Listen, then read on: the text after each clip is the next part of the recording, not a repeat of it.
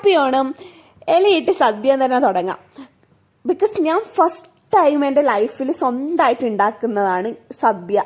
അതിൻ്റെ ഒരു വലിയ ത്രില്ലിലായിരുന്നു. രാവിലെ ഒരു 6 o'clock എഴുന്നേറ്റ് കുളിച്ച് കിച്ചണിൽ കയറി എനിക്കറിയാവുന്ന ഒക്കെ ഒന്ന് കുക്ക് ചെയ്ത് വെച്ചു. പിന്നെ എന്താ പറയുക, ഭയങ്കര സന്തോഷം. ഞാൻ ആദ്യമായിട്ട് ഉണ്ടാക്കുന്നതിൻ്റെ ആ ഒരു ഇതുണ്ടല്ലോ, അത് കഴിച്ചിട്ട് എല്ലാവരും നല്ല ടേസ്റ്റ് ഉണ്ട് എന്ന് പറയുമ്പോൾ അതിലൊരു വലിയ സന്തോഷം.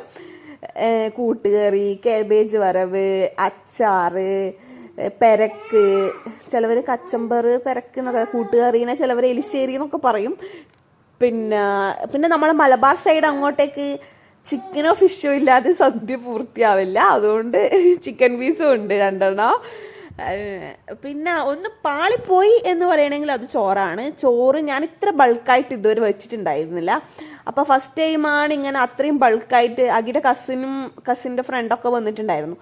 അതുകൊണ്ട് കുറച്ച് ബൾക്കായിട്ട് വെച്ചപ്പോൾ കുറച്ച് നന്നായിട്ട് അങ്ങോട്ട് വെന്തു. അങ്ങനെ വന്നപ്പോൾ ഞങ്ങൾക്ക് ഭയങ്കര അയ്യോ ചോറ് മാത്രം ഇങ്ങനെ ആയിപ്പോയല്ലോ എന്ന് തോന്നി. പക്ഷെ സാരം ഉണ്ടായില്ല. സാമ്പാറൊക്കെ കുഴിച്ച് അതിൻ്റെ കൂട്ടത്തിൽ ഇങ്ങനെ കഴിക്കുമ്പം അതൊന്ന് ലെവലപ്പായി പോയി. പക്ഷെ ഒരു ഉള്ളിലൊരു ഇതുണ്ടായിരുന്നു, കറിയെല്ലാം നല്ല സൂപ്പറായിട്ട്, ചോറ് മാത്രം ഇങ്ങനെ ആയിപ്പോയല്ലോ. പക്ഷെ എന്തായാലും അടിപൊളി സദ്യയായിരുന്നു. ഞാൻ തന്നെ ഉണ്ടാക്കി, ഞാൻ തന്നെ സൂപ്പറാണെന്ന് പറയാണ്. അങ്ങനെ ഫുഡൊക്കെ ഉണ്ടാക്കി നമ്മൾ ഫുഡൊക്കെ കഴിച്ചു. ഐസൂട്ടൻ ആ ടൈമിൽ നല്ല ഉറക്കമായിരുന്നു. അതുകൊണ്ട് എന്ത് ചെയ്തു, നമ്മൾ 4 ആളും കൂടിയിട്ട് ഇലയിൽ നല്ല സമാധാനത്തോടു കൂടി ഫുഡ് വിളമ്പി കഴിച്ചു. ഇല്ലെങ്കിൽ അവനൊന്നിനും വിടില്ല. അവൻ ചിലപ്പോൾ ഇലയൊക്കെ എടുത്ത് വലിച്ച് കീറൊക്കെ ചെയ്യും. അങ്ങനെ നമ്മൾ ഫുഡ് കഴിയലും അവൻ എഴുന്നേക്കലും. ഉറക്കത്തിൽ നിന്ന് എഴുന്നേറ്റ് കഴിഞ്ഞാൽ സദ്യയൊക്കെ ഇങ്ങനെ കണ്ടതിൻ്റെ ത്രില്ലിലായിരുന്നു ആള്. സമാധാനത്തോടു കൂടി ഇരുന്ന് ഇങ്ങനെ ഇലയിലേക്ക് നോക്കുന്നുണ്ടോ. അങ്ങനെ അവൻ നല്ല സന്തോഷത്തോട് ഫുഡ് കഴിച്ചു. അത് കാണുമ്പോൾ തന്നെ എനിക്കൊരു സന്തോഷം. അതൊക്കെ കഴിഞ്ഞ് പിന്നെ പ്രജ് അവന് ഓണക്കോടി കൊണ്ടുവന്നിട്ടുണ്ടായിരുന്നു. ആ ഡ്രസ്സാണ് അവൻ ഇട്ടിരിക്കുന്നത്. അവന് മാത്രമല്ല എനിക്കും അഗിക്കും വാങ്ങിച്ചിട്ടുണ്ടായിരുന്നു. അങ്ങനെ കുറച്ച് സമയം നമ്മൾ കളിക്കുകയൊക്കെ ചെയ്ത് നമ്മൾ ദുബായിലോട്ടേക്ക് ഇറങ്ങാൻ പറഞ്ഞു. നമ്മൾ ഇപ്പുറത്താണല്ലോ താമസിക്കുന്നത്. ദുബായ് ബോർഡർ ഇങ്ങോട്ടേക്ക് മുവൈല ഷാർജയിലാണ്. അപ്പോൾ അവിടുന്ന് ദുബായിലൊക്കെ വിട്ടു. അത്യാവശ്യം റഷ് ഉണ്ടായിരുന്നു. പക്ഷെ നമ്മൾ വിചാരിച്ചത്ര തിരക്കൊന്നും ഉണ്ടായിരുന്നില്ല. മേ ബി ഓണായതുകൊണ്ട് എല്ലാവരും വീട്ടിൽ തന്നെ ആയിരിക്കും. കാറിൻ്റെ ഉള്ളിൽ നിന്ന് അവിടെ ഒരു എന്താ പറയുക സ്പെക്ക് ഉണ്ടായിരുന്നു. അവൻ തന്നെ പൊട്ടിച്ചതാണ് അതിൻ്റെ ഇങ്ങനെ വെക്കുന്ന ആ സാധനം. എന്നിട്ട് അതൊക്കെ വെച്ചിട്ട് എനിക്ക് കാണിച്ചു തരുന്നായിരുന്നു, അമ്മയെ നോക്ക്. പിന്നെ അവിടെ എത്തി. നമ്മൾ ഓൾഡ് ദുബായ് സൂക്ക് അവിടെയായിരുന്നു എത്തിയത്. അവിടെ എത്തിയിട്ട് കുറേ റൗണ്ട് അടിച്ച് അവസാനം ഒരു പാർക്കിംഗ് കിട്ടി. പിന്നെ നമ്മൾ നടന്ന് പിന്നെ എന്താ അതിനെ പറയുക, അബ്രയിൽ ഏയ്സൂട്ടനെയും കൂട്ടിയിട്ടൊന്ന് കയറണമെന്ന് എനിക്ക് വലിയ ആഗ്രഹം ഉണ്ടായിരുന്നു. അവൻ ഇതുവരെ അതിലൊന്നും അങ്ങനെ കയറിയിട്ടില്ല. അപ്പം ഞാൻ പണ്ടേ പറയുന്നുണ്ട്. അപ്പോൾ ആകി പറഞ്ഞു കുറച്ചോ വലുതാവട്ടെ. പിന്നെ ഏതായാലും കുറച്ച് വലുതായല്ലോ. അങ്ങനെ നമ്മൾ അവനെയും കൂട്ടി പിന്നെ നടന്നു ആ ഒരു ഇടവഴിയിലെ കൂടിയാണ്. ഈ ഇടവഴി ഫുൾ സ്ട്രീറ്റ് എന്താ പറയുക സ്ട്രീറ്റ് ഷോപ്പാണ്. പിന്നെ പെർഫ്യൂം, ഡ്രസ്സ്, കമ്മൽ. ഞാൻ 2 കമ്മൽ വാങ്ങിച്ചിട്ടുണ്ടായിരുന്നു അവിടെ. അത്യാവശ്യം നല്ല റഷായ ഏരിയയിൽ ഉണ്ടായിരുന്നു. ഫോറിനേഴ്സൊക്കെ ഉണ്ടായിരുന്നു. അങ്ങനെ നമ്മൾ അബ്രയിലെത്തി. ഞാൻ ഫസ്റ്റ് വന്ന ടൈമിൽ ഒന്ന് കയറിയിട്ടുണ്ടായിരുന്നു. പിന്നെ ഇപ്പോഴാണൊന്ന് കയറുന്നത് വിത്ത് ഐസു. അങ്ങനെ നമ്മൾ കയറി. അതിനെത്ര പെർ പേഴ്സൺ $1 $2 അങ്ങനെ വരുന്നുള്ളൂ, ഇപ്പുറത്തെ കരയിൽ നിന്ന് അപ്പുറത്തെ കരയിലേക്ക്. അങ്ങനെ കയറിയിട്ട് ഇരിക്കുമ്പോൾ പെട്ടെന്ന് ഞാനത് ഇനി വൊമിറ്റിങ് അങ്ങനെ എന്തെങ്കിലും ഉണ്ടാവുമോ. പക്ഷെ അങ്ങനെ വലിയ കുഴപ്പമൊന്നും അവനുണ്ടായിരുന്നില്ല. സൺസെറ്റൊക്കെ ഉണ്ടായിരുന്നു, നല്ല സുഖം.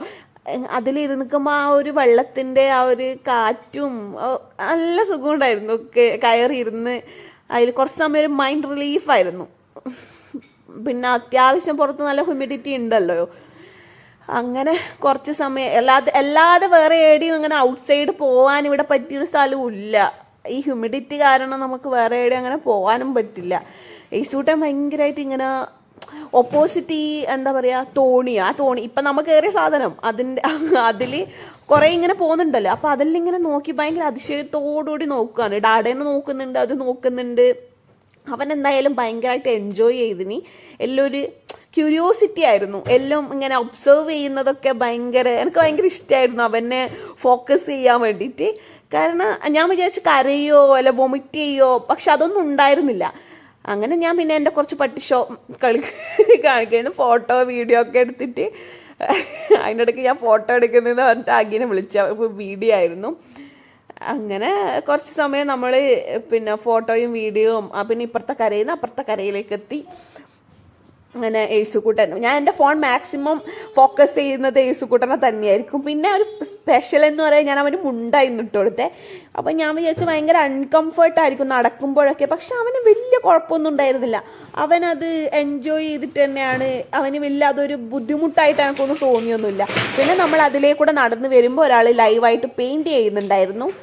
അപ്പം അത് പിന്നെ ആ സൈഡിലൊക്കെ മറ്റേ ഇതിനെ പറയാം, എന്ത് കത്തിച്ചു വെക്കുമോ, ഉയ്യോ ഇതിൻ്റെ കത്തിച്ചു വെക്കുന്ന പേര് മറന്നുപോയല്ലോ. അപ്പം ഈ കളർഫുൾ ആ സാധനം കണ്ടില്ലേ, അതന്നെ അതിൻ്റെ ആ സ്മെല്ല് ഫുൾ ഇങ്ങനെ മൂക്കിലേക്ക് ഇങ്ങനെ അടിച്ച് കയറുന്നുണ്ടായിരുന്നു. അത് കഴിഞ്ഞിട്ട് ഈ ഇടവഴിയിലേക്കൂടെയാണ് നമ്മൾ അമ്പലത്തിലേക്ക് പോകും. ഇവിടെ ഒരു കൃഷ്ണൻ്റെ അമ്പലമുണ്ട്, ദേറ അമ്പലം എന്ന് പറയുമ്പോൾ നിങ്ങൾ വലുതായി പ്രതീക്ഷിച്ചുകൂടെ. അതാണ്ട് ചേച്ചി മുല്ലപ്പൂവും മറ്റേ ഫ്ലവറും അങ്ങനെ വേറെ എന്തൊക്കെയോ ഫ്ലവറൊക്കെ വേണമെന്ന് ചോദിച്ചിട്ട് റേറ്റ് കുറവാണെന്നൊക്കെ പറഞ്ഞിട്ട്, കാരണം നാളെ ഓണാണല്ലോ, അല്ല ഇന്ന് ഓണാണല്ലോ. പിന്നെ അമ്പലത്തിൽ പോകുമ്പോൾ ഒക്കെ പിന്നെ നമ്മൾ വാങ്ങിച്ചൊന്നുമില്ല. പിന്നെ ടെമ്പിളിൻ്റെ ഉള്ളിലോട്ടേക്ക് ഫോൺ അലൗഡ് അല്ലായിരുന്നു, അല്ലെങ്കിൽ ഞാൻ നിങ്ങൾക്ക് വീഡിയോയിൽ ഇടായിരുന്നു. പിന്നെ നമ്മൾ പ്രസാദത്തിന് ക്യൂ നിന്നു.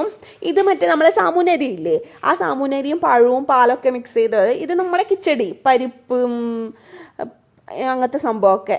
അങ്ങനെ അതൊക്കെ കഴിച്ച് നമ്മൾ പോന്നു. വരുന്ന വഴിക്ക് അവിടെ ഭയങ്കര ചെണ്ടമേളും ആൾക്കൂട്ടമൊക്കെ കണ്ടു. അപ്പോൾ എന്തോ ഇഹ ഡിസൈൻസിൻ്റെ ഇനാഗുറേഷൻ സംതിങ് ആയിരുന്നു. അങ്ങനെ നമ്മൾ അവിടെ നിന്ന് കാറ് പാർക്ക് ചെയ്തു. നമ്മുടെ കരാമയിലാണല്ലോ ഫുഡ് കഴിക്കാൻ എപ്പോഴും. അങ്ങനെ അവിടെ എത്തി. റെസ്റ്റോറൻറ്റ് ഏതായിരുന്നു, ഇഷ്ടംപോലെ റെസ്റ്റോറൻറ്റ് ഉണ്ടായതുകൊണ്ട് ഏതാണെന്നൊരു പിടിയില്ല, ഓർമ്മയില്ല, മറന്നുപോയി ഞാൻ. അങ്ങനെ അവിടെ എത്തി നമ്മൾ പിന്നെ ഓർഡർ ചെയ്തു. അപ്പം ഞാൻ ഫോൺ എടുത്തിട്ട് ഇങ്ങനെ അഗിയോടെയാണ് ഒരു സ്മൈൽ ചെയ്തു. അപ്പം അഗിക്ക് ഭയങ്കര ഷൈ ആയി. അപ്പോൾ ഞാൻ പ്രജുവിനോട് പറഞ്ഞു, ഫോൺ എടുത്ത് ഇവരെ ഫേസിലോട്ടൊക്കെ വെക്കുമ്പോൾ എല്ലാവർക്കും ഭയങ്കര ഷൈ ആണ്. നവമി ഓൾസോ. പിന്നെ അങ്ങനെ യേശുക്കൂട്ടന് പ്രജുവിന് ഇടിയോടിടിയാണ്. പിന്നെ ഇതാ വെള്ളം കൊണ്ടു തന്നു. വെള്ളത്തിന് നല്ല കളറുണ്ട്. നമ്മളെ നാട്ടിലൊക്കെ അതിന് പതിമുഖം, കരിങ്ങാലി വെള്ളം അങ്ങനെയൊക്കെ പറയാറുണ്ട്. നിങ്ങളുടെ അടുത്ത് എന്താണ് പറയല് എനിക്കറിയില്ല. എൻ്റെ നാട്ടിൽ അങ്ങോട്ടൊക്കെ അങ്ങനെയാ പറയാം. അങ്ങനെ മാഞ്ചോ സൂപ്പ് പറഞ്ഞിട്ടുണ്ടായിരുന്നു. നാട്ടിലെ മാഞ്ചോ സൂപ്പാണ് സൂപ്പർ. ഇവിടെ ഇവർ കുറേ സോസൊക്കെ ഒഴിച്ചിട്ട് വലിയ ടേസ്റ്റ് ഉണ്ടായിരുന്നില്ല.